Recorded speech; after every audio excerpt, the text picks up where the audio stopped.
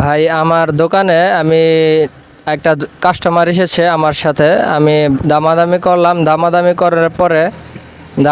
করার পরে আমার সাথে বলল যে ভাই দাম কত। আমি যে দাম বললাম যে ভাই দাম পড়ব 220 টাকা গজ। তাই এর ভিতরে আজান দিয়ে দিল, তাই আমি নামাজ পড়তে চলে গেলাম। তাই কাস্টমার ভাই, আমি তো মুসলমান, আমার ভাই যে নামাজ না পড়লে তো আমারও একদিন ঠেকা। তার জন্য ভাইকে আমি কই ভাই চলেন আমার সাথে নামাজটা পড়ে আসি। তাই ভাই বললো যে তাই চলেন।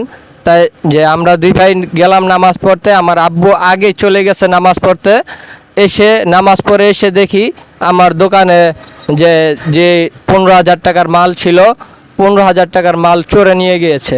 তাই চোরে নিয়ে গেছে বাদে আমি হতাশ।